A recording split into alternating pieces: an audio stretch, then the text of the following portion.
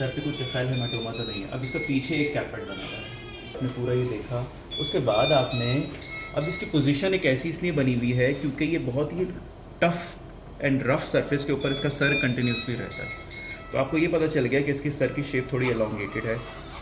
आपने ये देखा, उसके बाद आपने एयर देखे। एयर का पूरा आपने उठा के देखना है, कहते हो नहीं एयर पीछे अटैच्ड है, एयर पीछे अटैच्ड है, ठीक है। उसके साथ आपने मीएटस देखा, मीएटल ओपनिंग है कि नहीं है। उसके बाद आपने दूसरा काम देखा कि सुराख है कि नहीं है और ये सही है या नहीं। सही है, ये देख लिया। उसके बाद आपने आँख खोल के देखी। कभी कभी ऐसा होता है बच्चे की आंखें बंद होती हैं, जैसे हमने एक बच्चा देखा था याद है एनॉफ्थल्मिया के साथ। उसके बाद नेज़ल कैविटी देखी। उसके बाद आपने क्लेफ्ट के लिए देखना है। आपने उंगली डाली और ये क्लेफ्ट पैलेट है कि नहीं ये आपने देखा, और सकिंग भी साथ में चेक कर ली, इसकी सकिंग स्ट्रॉन्ग है। उसके बाद आप कहाँ से शुरू हो गए ये आपने देख लिया। उसके बाद आप शुरू हो गए यहाँ से। यहाँ आपने देखा पॉलीडैक्टिली है कि नहीं है, कि एक्स्ट्रा फिंगर तो नहीं है कहीं, एक्स्ट्रा अंगूठा तो नहीं है आपने। और कभी कभी पॉलीडैक्टिली इनके दरमियान भी होती है, जिसको हम एक्सियल पॉलीडैक्टिली कहते हैं। उंगली दोनों सारी उंगलियों को बिल्कुल अलग अलग करके देखना है, और ये आप उसी वक्त देख पाएंगे अगर आप बहुत सॉफ्ट तरीके से देखें। अगर आप यूँ इधर से आप शुरू हुए कि कोई फ्रैक्चर तो नहीं है। उसके बाद आपने क्लेविकल को यूँ पैल्पेट किया कि क्लेविकुलर फ्रैक्चर तो नहीं है। इसी तरीके से आपने ये वाला हाथ भी देखा, इसकी फिंगर्स देखी।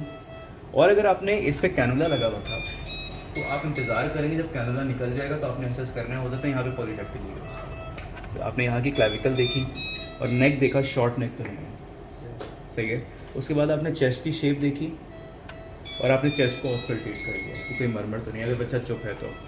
उसके बाद आप नीचे आए आपने उसके बाद अम्बलाइकस देखा कि अम्बलाइकस में जैसे तो अभी स्टम्प है कि 2 वेन्स और 2 आर्टरी एंड 1 वेन है कि नहीं है, सही है। यहाँ तक आपने देख लिया। उसके बाद एब्डोमेन को देखा, कोई मास तो नहीं है, एब्डोमेन हार्ड तो नहीं है। लेकिन इसमें सब में ना ऑब्जर्वेशन बहुत ज़्यादा ज़रूरी है। उसके बाद आपने उसको उल्टा किया बैक देखने के लिए।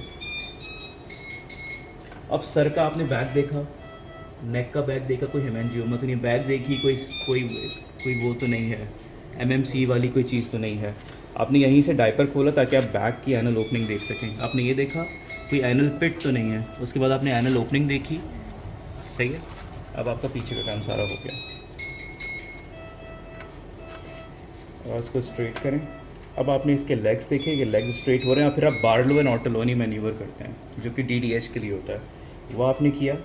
बार्लो एंड ऑर्टोलोनी वो खैर तुम लोग के लिए इतना इंपॉर्टेंट, तुम लोगों ने बस ये देखना है कि इसका जॉइंट कहीं से डिसलोकेट तो नहीं है। आपने डायपर खोला, देखा कोई फीमर फ्रैक्चर तो नहीं है, देखा टेस्टिस नीचे हैं कि नहीं है, कोई हाइपोस्पीडिया या एपिस्पीडिया तो नहीं है, ठीक है। इसका डायपर गीला है भाई, चेंज कर देना, किया। उसके बाद आपने इसकी फिर फिंगर्स देखी, कोई पॉलीडैक्टिली तो नहीं है।